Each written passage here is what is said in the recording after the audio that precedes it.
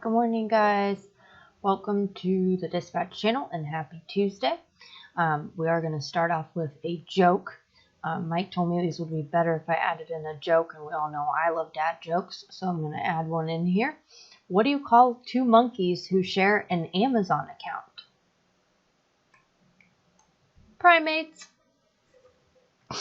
All right, so let's get started. We're going to go over today the dispatch structure and some updates for sales and conversion help.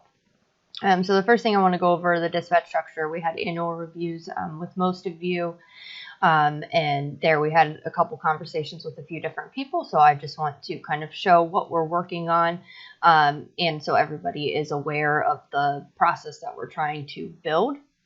I did make a flow chart kind of to start to help explain what we're trying to accomplish here. So as I mentioned to all of you guys, that we are working on making basically a department dispatcher for every department that we create. And then we have teams, dispatchers for specific teams within those departments. Obviously, service was one of the first departments to get very, very large. So this is where we started the splitting method. And there's a lot of stuff that we're still figuring out. There's multiple meetings I'm having right now on zones, on trying to figure out how to zone Delaware better, on how to potentially zone other areas. So we're still working through a lot of things and doing a lot of research. So there may be some things that change over time, but I just want to kind of be transparent as we're working through it. So as you can see at the top, there's the dispatch manager. And then for lack of a better title for now, we have the dispatch process lead. This is Olivia. So she is in charge of all things with the dispatch process. That's why she's focusing on training, error reporting, and making sure everybody's getting developed to the level that they need to be.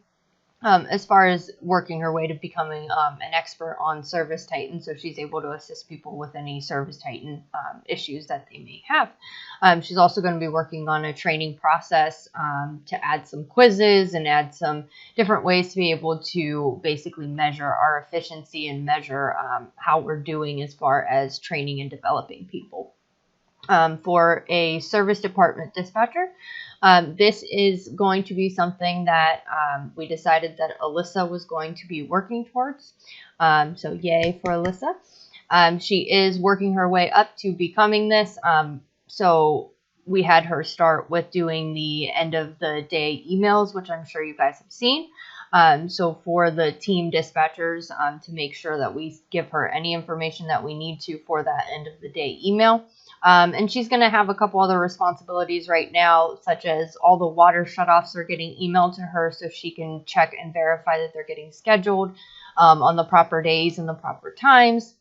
Some things with the service on-call calendar, and some extra duties. But basically her role is going to be handling with all things service department related, especially so Olivia can focus on the entire dispatch process and training and developing people.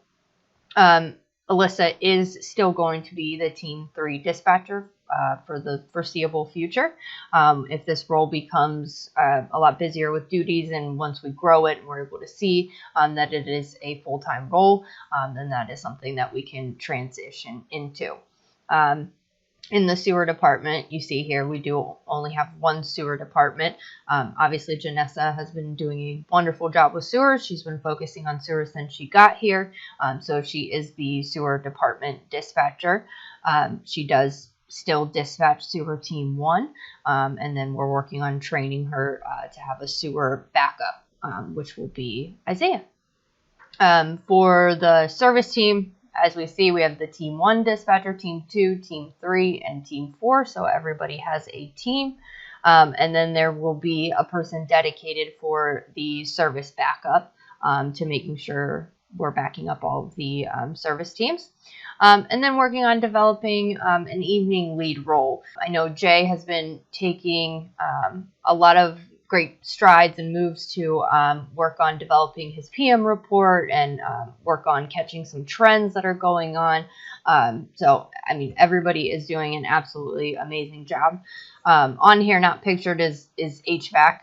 So we'll need to add a little line here for HVAC as it starts to grow. So we will keep moving along as we're going. Just overall, I would say, even though we are funneling and having some leads, everybody still that has a team is in charge of their team and can talk to, the specific managers of that team. We're just trying to funnel it up so that when there are bigger issues, it can go to one person, and then that person can directly talk to the operations manager or talk to one of the service managers, for example, and be able to relay that information more effectively. Okay, the next thing I wanted to go over is for sales and conversion help. Braun is now located next door where Ellen and Ray and Austin are for all the coordinators. He is going to be available to take calls from any technicians for anything having to do with if they did not convert their call, basically. So for all of service techs right now, we are having them call Braun if they did not convert. What we are asking from you guys is just to help remind people. We're not going to be the ones to hold them accountable, but we are going to help remind them and just let them know, hey guys, just give Braun a call. The reason we're having them call Braun, he's obviously focused on coaching for service excellence and helping people build estimates. But instead of calling their managers, which may be a little bit intimidating, maybe just calling Braun just to talk to them, just to see if there's any options we can help build or anything that they could have done better.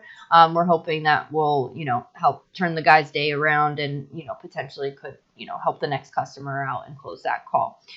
This is mainly for service techs, but we are also going to do it for the install sales team so they have someone to call as well. So again, for the service teams, if somebody, has a $0 ticket, just tell them, give Braun a call, just so he can talk you through it. If people are refusing or anything like that, just let me know. So I'm going to wrap it up. Again, for the dispatch structure, I just wanted to at least show you guys the flow chart that we are creating. And so you guys understand Olivia's role for, focusing on training, developing, and the dispatch process, as well as Service Titan. Alyssa's role that she's working on for being in charge of, all things that have to do with the service team. And, Janessa's focus for the sewer department, as well as having the backups and how that's all going to work. And then for the sales and conversion help, reminder to call Braun for assistance. Just let people know he is there to help. So we can make sure that people are closing. As we saw, for example, yesterday's conversion on the service team was in the 60s, 68%, I believe. So as we know, conversion is king. So, that low of a percentage is why we probably ran over 100 ops. So hoping that calling Braun is going to help remedy that. All right. I hope you guys have an awesome day.